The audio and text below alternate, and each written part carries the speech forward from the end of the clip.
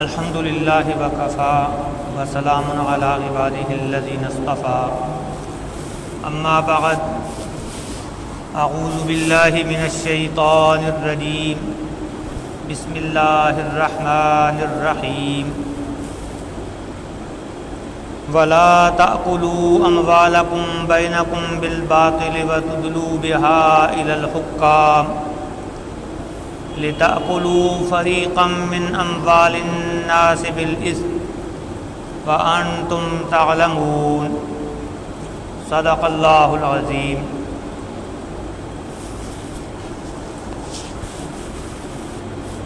یہ آیت مبارکہ جو پڑھی گئی ہے یہ سورہ بقرہ میں اس مقام پر موجود ہے کہ جہاں رمضان المبارک سے متعلق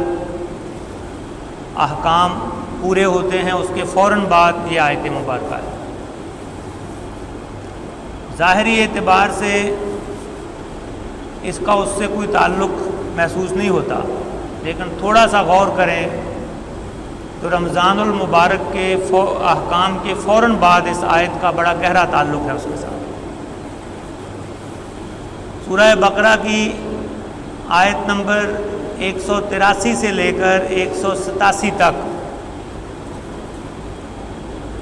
روزوں کا ذکر ہے، رمضان المبارک میں قرآن پاک کے نازل کیے جانے کا ذکر ہے، روزے کے بعض احکام ہیں اور روزے کے فرض کیے جانے کی غرض و غایت بیان ہوئی ہیں، اور وہ غرض و غایت 2 دفعہ واضح طور پر بیان کی گئی ہے ان 4-5 آیات کے اندر۔ ایک تو پہلی ہی آیت میں فرمایا کہ کتب علیکم الصیام کما کتب علی الذین من قبلکم لعلکم تتقون، تم پر روزے فرض کیے گئے جیسے پہلی قوموں پر کیے گئے تھے تاکہ تمہارے اندر تقوی پیدا ہو۔ پھر آیت نمبر 187 میں جہاں روزے کا ذکر مکمل ہو رہا ہے وہاں پہ فرمایا کذالک یبین اللہ آیاتہ للناس لعلہم یتقون، اسی طرح اللہ اپنے احکام کھول کر بیان کرتا ہے لوگوں کے لیے تاکہ ان کے اندر تقوی پیدا ہو۔ روزے کا مقصد انسان کے اندر تقوی پیدا کرنا ہے کہ ایک معین وقت کے لیے حلال اور جائز چیزوں سے بھی اپنے آپ کو روک کر انسان کی طبیعت اس بات کی عادی ہو جائے، اس کو اپنے آپ پر ایسا کنٹرول اور ایسا ضبط حاصل ہو جائے کہ وہ جہاں چاہے اپنے آپ کو روک سکے۔ جن چیزوں کے ہم بہت زیادہ عادی ہیں، سارا سال جنہیں کھاتے پیتے ہیں،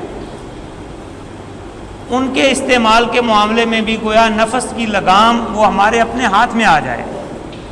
ہماری قوت ارادی جہاں چاہے وہ ہمیں روک سکے۔ تو یہ تربیت دینے کا مقصد کیا تھا کہ باقی زندگی کے سارے معاملات میں انسان اللہ کی منع کی ہوئی چیزوں سے بچ سکے، ایسے تمام امور سے دور رہے جن کے کرنے سے اللہ تعالیٰ کے ناراض ہونے کا امکان ہو۔ یہی تقوی کی روح ہے۔ تو انسان کی اس صفت تقوی کی سب سے بڑی آزمائش عام زندگی میں وہ کہاں ہوتی ہے؟ کس معیار سے یہ پتہ چلایا جاتا ہے کہ کوئی شخص واقعی متقی ہے یا نہیں؟ کیا تقوی کے کچھ ظاہری آثار ہیں؟ صرف انہی کی بنیاد پر یہ فیصلہ کیا جا سکتا ہے کہ فلاں شخص متقی ہے؟ کسی نے کوئی خاص قسم کی اپنی وضع اختیار کر لی ہو، خاص قسم کا لباس پہنتا ہو، یا اس کی زندگی میں رہنے سہنے کے، اٹھنے بیٹھنے کے، کھانے پینے کے، سونے جاگنے کے اطوار وہ سنت کے مطابق ہو گئے ہوں اور ان کو دیکھ کر آدمی کہے کہ یہ تو بہت ہی متقی انسان ہے۔ اس میں کوئی شک نہیں کہ معمولی سے معمولی معاملے میں اتباع سنت وہ ایمان کا تقاضا ہے، اس پہ بہت بڑا اجر و ثواب ہے، لیکن تقویٰ کیا ان چیزوں کے اندر منحصر ہے کہ کیا یہ کام کر لیے جائیں تو انسان واقعی متقی بن جاتا ہے؟ ایسا نہیں ہے۔ یہ آیت مبارکہ آیت نمبر 188 سورہ بقرہ کا، اس میں جو حکم ہے وہ انسان کی زندگی کے اس شعبے، اس گوشے کی طرف اشارہ کرتا ہے جہاں سب سے زیادہ امکان ہوتا ہے تقویٰ کی راہ سے پھسل جانے کا۔ فرمایا وَلَا تَأْكُلُوا أَمْوَالَكُمْ بَيْنَكُمْ بِالْبَاطِلِ، آپس میں ایک دوسرے کے مال ناجائز طریقے سے نہ کھا جایا کرو۔ کہ تم نے حلال چیزوں کو تو اللہ کی رضا کے لیے چھوڑ دیا، اور جو چیزیں ہر حال میں اللہ نے حرام کی ہیں، جن سے زندگی بھر کا روزہ رکھنے کا حکم ہے، صوم وصال ہے جن کے بارے میں، ان کے بارے میں بے احتیاطی نہ کرنا، آپس میں ایک دوسرے کے مال ناجائز طریقوں سے نہ کھا جایا کرو۔ اموالکم فرمایا اپنے مال، ایک تو اس لیے کہ دوسروں کا مال دینی بھائی ہونے کی حیثیت سے وہ بھی اپنا ہی مال ہے، اور پھر اپنا مال کہہ کر اس طرف توجہ دلائی کہ جس طرح تمہیں خود پسند نہیں کہ تمہارا مال کوئی ناجائز طریقے سے ہتھیا لے، ایسے ہی کسی کو بھی یہ پسند نہیں ہوگا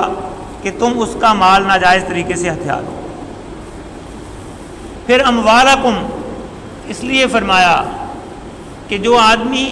ناجائز طریقے سے کسی دوسرے کے مال کو اپنے قبضے میں لے آتا ہے، اس میں تصرف کرتا ہے، وہ معاشرے میں اس بات کی راہ ہموار کرتا ہے کہ باقی لوگ بھی اس کا مال ناجائز طریقے سے ہتھیا لیں۔ جب معاشرے میں ایک چیز کا رواج پڑتا ہے تو پھر وہ آگ وہیں تک نہیں رہتی جہاں تک آپ نے جلائی ہے۔ جو کسی کے گھر کو آگ لگاتا ہے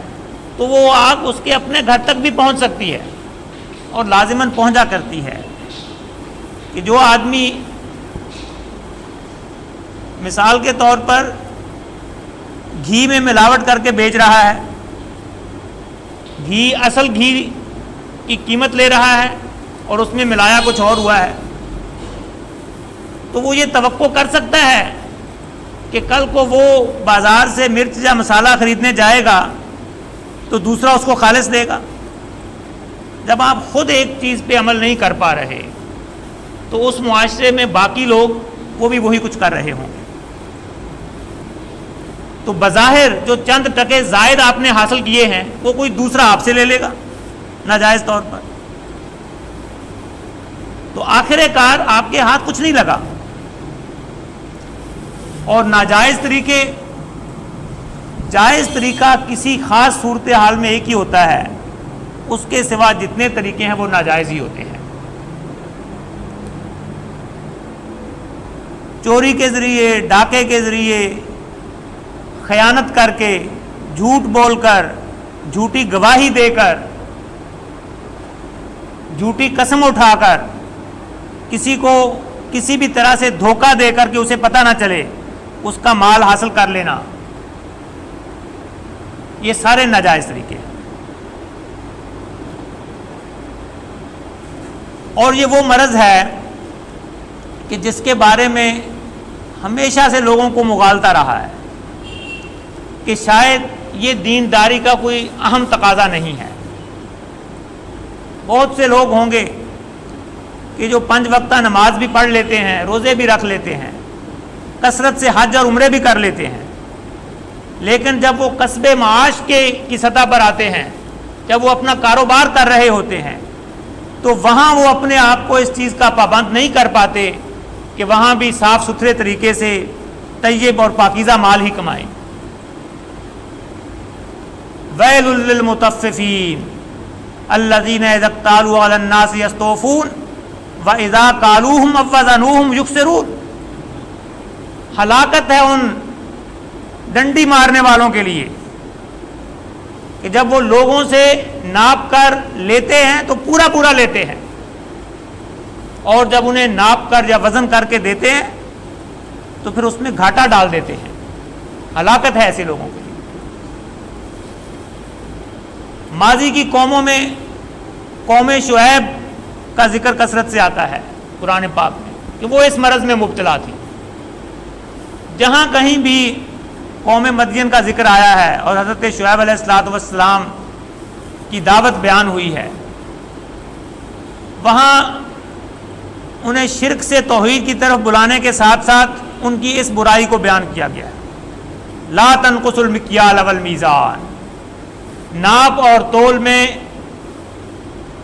کمی نہ کیا کرو. تو اس قوم کو بھی یہ مغالطہ تھا کہ کیا نمازیں پڑھ لینا یہ کافی نہیں ہے؟ کیا لازمی تقاضا ہے اللہ کی بندگی کا کہ ان معاملات میں بھی ہم اپنی مرضی نہ کر سکیں؟ چنانچہ سورہ ہود میں ان کا یہ قول نقل ہوا ہے، قالوا یا شعیب اصلاتک تأمرک ان نترک ما یعبد آباؤنا او ان نفعل فی اموالنا ما نشاء. کہ اے شعیب، کیا تیری نماز، تیری عبادت جو تو کرتا ہے وہ تجھے اس بات کا حکم دیتی ہے کہ ہم وہ چیزیں چھوڑ دیں، ان بتوں کو چھوڑ دیں جن کی بندگی ہمارے آباء و اجداد کرتے تھے، اور اپنے مال و دولت کے معاملے میں جو ہمارا جی چاہتا ہے وہ نہ کریں؟ کیا تیری نماز یہ اس بات کا حکم دیتی ہے تمہیں کہ ہم اپنے کاروبار میں اور اپنے مالی معاملات میں اپنی من مانی نہ کر سکیں؟ تو یہ تفریق یہ بہت پرانی ہے کہ نمازیں بھی پڑھتے رہو اور ساتھ دکان پہ بیٹھو تو اپنی مرضی کرو. تو جس شخص نے روزے رکھے، اللہ کے حرام سے روزہ رکھا اور پھر حرام سے اس کو توڑ دیا، تو ایسے شخص کے روزے قبول نہیں ہیں اللہ کے. پھر بالباطل کہہ کر عمومی طور پر ناجائز کی تمام شکلوں کو منع کر دیا گیا. ایک خاص شکل ناجائز طریقے سے مال حاصل کرنے کی، اس کا علیحدہ سے ذکر کیا گیا آگے. وَتُدْلُوا بِهَا إِلَى الْحُكَّامِ لِتَأْكُلُوا فَرِيقًا مِّنْ أَمْوَالِ النَّاسِ بِالْإِثْمِ وَأَنْتُمْ تَعْلَمُونَ. اور نہ اپنے مال پہنچاؤ حکام تک بطور رشوت کہ اس کے ذریعے سے دوسروں کے مال کا کچھ حصہ تم حاصل کر لو ناجائز طور پر، اور تم جانتے ہو کہ وہ تمہارا نہیں ہے. یعنی اپنے مقدمات، مالی معاملات وہ عدالتوں میں اس لیے لے جانا کہ کسی کا مال اس کی کسی کمزوری کی وجہ سے ناجائز طور پر حاصل کر لے. یہ وہ مرض ہے کہ جب یہ کسی قوم میں عام ہو جاتا ہے تو پھر لوگ اپنے حقوق سے محروم ہونا شروع ہو جاتے ہیں. رشوت کی ابتدا وہ کسی بھی معاشرے میں وہ ہمیشہ ایسے ہی ہوتی ہے کہ کوئی شخص ناجائز طور پر کوئی چیز حاصل کرنا چاہتا ہے، قانون کے دائرے میں وہ اس کو نہیں مل رہی ہوتی، تو وہ صاحب اختیار لوگوں کو مال و دولت کے ذریعے ورگلا لیتا ہے اور اپنے حق میں کوئی فیصلہ کروا لیتا ہے. لیکن اس طریقے سے وہ ان کو ایک ایسی لت لگا دیتا ہے وہاں کے حکمرانوں کو اور وہاں کے منصفوں کو کہ پھر وہ لوگوں کے جائز کام بھی بغیر اس کے نہیں کرتے. ابتداً ناجائز کاموں کے لیے رشوت دی جاتی ہے، اور پھر جب ان کو عادت پڑ جاتی ہے تو پھر وہ لوگوں کے جائز حقوق کو بھی روک کر بیٹھ جاتے ہیں جب تک کہ ان کو رشوت نہ دے دی جائے. چنانچہ اس معاملے میں جہاں وعید سنائی گئی تو پہلے رشوت دینے والے کو بیان کیا گیا ہے. الراشی والمرتشی کلاہما فی النار. رشوت دینے والا اور جس کو رشوت دی گئی دونوں جہنم میں ہیں۔ اردو میں ہم غلط طور پر راشی اس کو کہتے ہیں جو رشوت لیتا ہے، عربی زبان میں راشی رشوت دینے والے کو کہتے ہیں۔ اس بیماری کا آغاز ہمیشہ دینے والے کیا کرتے ہیں۔ اگر وہ یہ طے کر لیں کہ ہمیں مشقت اٹھانی منظور ہے، کوئی کام مشکل سے ہو جائے، اس کی خاطر 10 پھیرے لگانے پڑ جائیں، وہ قبول ہے، لیکن رشوت نہیں دینی، تو اس معاشرے میں یہ چیز نہیں پھیل پاتی۔ جب لوگ آسان پسندی اختیار کرتے ہیں تو پھر وہ اپنے حکمرانوں کو، اپنے افسروں کو اس بات کی عادت ڈال دیتے ہیں، وہ خود اس کے مجرم ہوتے ہیں۔ چنانچہ رشوت دینے والے کا پہلے ذکر کیا گیا، الراشی والمرتشی کلاہما فی النار۔ اور دوسرا یہ کہ کسی شخص کے پاس ایک جائز طور پر اس کی کوئی جائیداد ہے، وہ اس کا جائز مالک ہے، لیکن اس کا کوئی قانونی ثبوت وہ اپنے پاس نہیں رکھتا، یا کسی وجہ سے وہ ضائع کر بیٹھا ہے وہ، اور کسی دوسرے کو یہ پتہ چلے کہ اس کے پاس تو کاغذات میں کوئی کمی رہ گئی ہے، اور وہ اس کا مقدمہ لے جا کر وہ اس کے پاس سے حاصل کر لے، تو خواہ عدالت اس کے حق میں فیصلہ کر دے، وہ اس کے لیے جائز نہیں ہو جاتا۔ نبی اکرم صلی اللہ علیہ وسلم نے فرمایا، انما انا بشر وانتم تختصمون الی، میں ایک انسان ہوں اور تم اپنے مقدمات میرے پاس لے کر آتے ہو، ولعل بعضکم ان یکون الحن بحجتہ من بعض فاقضی علی نحو ما اسمع منہ، ممکن ہے کہ تم میں سے کوئی ایک شخص وہ اپنی حجت، اپنی دلیل کو بیان کرنے کے بارے میں وہ زیادہ فصیح اللسان ہو، وہ زیادہ چرب زبان ہو، وہ زیادہ مؤثر طریقے سے وہ اپنا موقف بیان کر دے میرے سامنے، تو میں جو سنوں گا اس کے مطابق میں فیصلہ کر دوں۔ فَإِن قَضَيْتُ لَهُ بِشَيْءٍ مِّنْ حَقِّ أَخِيهِ فَلَا يَأْخُذَنَّهُ فَإِنَّمَا أَقْطَعُهُ قِطْعَةً مِّنَ النَّارِ فَإِنَّمَا أَقْطَعُ لَهُ قِطْعَةً مِّنَ النَّارِ، کہ اگر میں اس طرح کسی کو اس کے بھائی کی کوئی چیز دلوا دوں، میں فیصلہ کر دوں کہ یہ فلاں کی چیز ہے، تو وہ اس کو ہرگز نہ لے، اس لیے کہ ایسی صورت میں اسے آگ کا ایک ٹکڑا ہے جو دے رہا ہوں۔ غور فرمائیں کہ بارگاہ نبوت سے ہونے والا فیصلہ اللہ کے نبی صلی اللہ علیہ وسلم، جن سے سچا کوئی نہیں دنیا میں، وہ خود کسی کے حق میں فیصلہ کر دیں ظاہری شہادتوں کی بنیاد پر، اور حقیقتاً وہ اس کا نہ ہو، تو پھر بھی وہ اس کے لیے جائز نہیں ہو جاتا۔ اللہ کے نبی فرما رہے ہیں، انما اقطع لہ قطعۃ من النار، کہ اس کو ہرگز نہ لینا، وہ مجھ سے آگ لے رہا ہے، اگرچہ وہ اللہ کے نبی فیصلہ کر رہے ہیں لیکن اس کو آگ مل رہی ہے اس سے۔ اور حلال مال جو ہے اس کی زندگی میں جو برکات ہوتی ہیں، اس سے نیک اعمال کی توفیق انسان کو حاصل ہوتی ہے اور اعمال قبولیت حاصل کرتے ہیں۔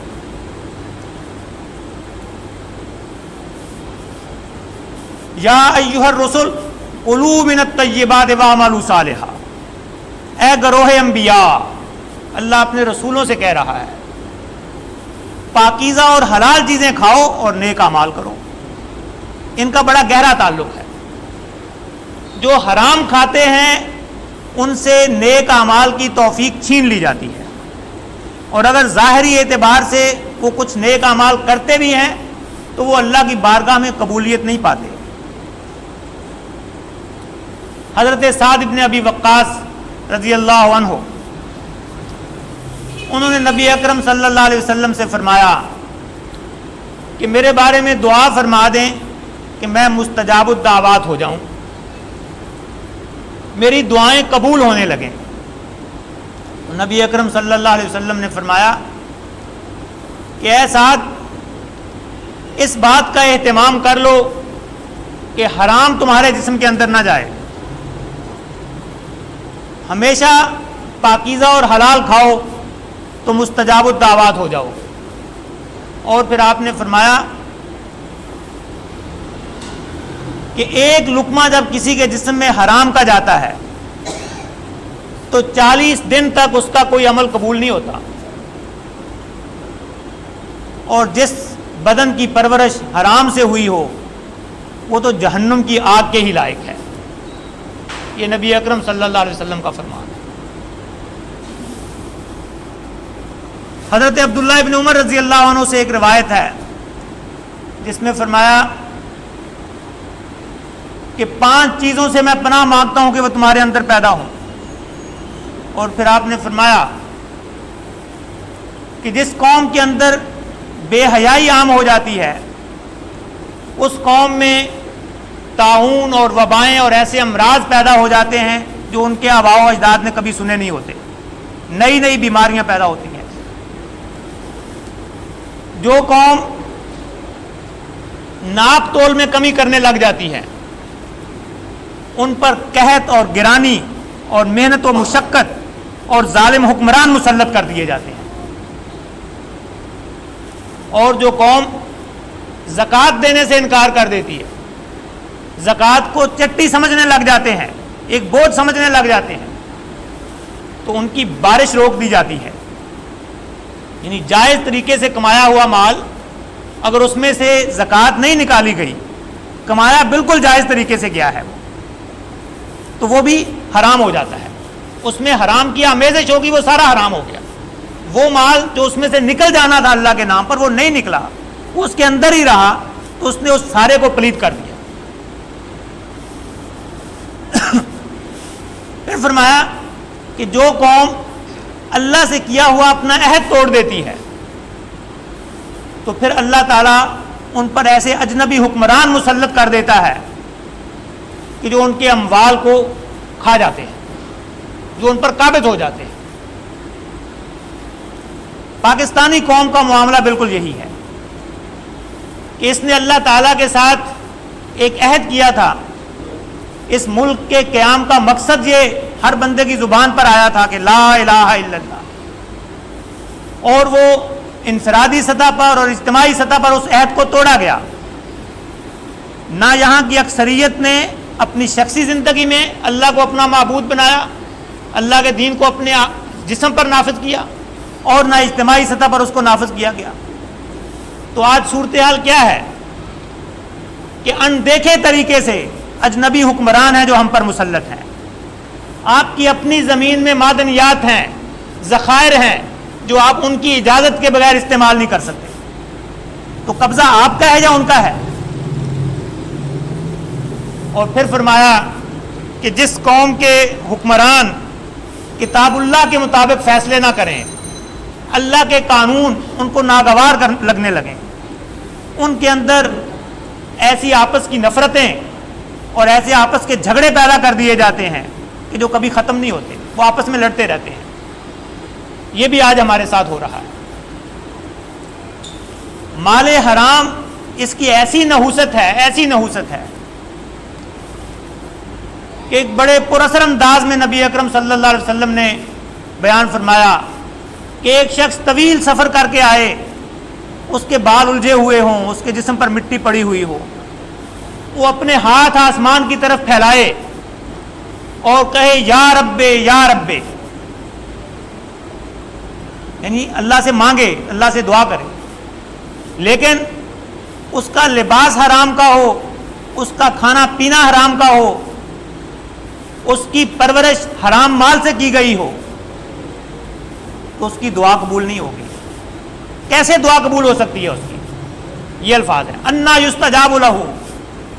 کہ جبکہ اس کا لباس اور اس کا کھانا پینا اور اس کی جسم کی پرورش وہ حرام سے ہوئی ہے, تو کیسے اس کی دعا قبول ہو سکتی ہے؟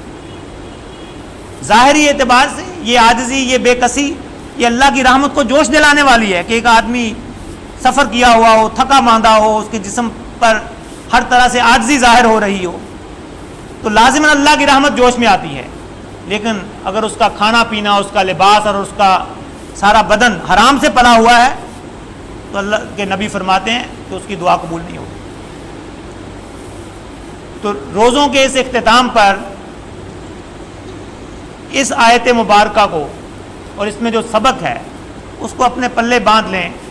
کہ جس طرح اللہ کی رضا کے لیے اللہ کی پاکیزہ اور حلال چیزوں کو ہم نے چھوڑا پورا مہینہ ایک خاص وقت سے لے کر ایک خاص وقت تک، اس لیے کہ اللہ کا حکم ہے اور کسی کا حکم تو نہیں تھا، تو اسی اللہ کا حکم ہے کہ ناجائز طریقوں سے مال حاصل کرنا چھوڑ دو، رشوت کے ذریعے سے دوسروں کے مال حاصل کرنا وہ چھوڑ دو۔ وآخر دعوانا ان الحمد للہ رب العالمین۔ سنت عطا فرمائے۔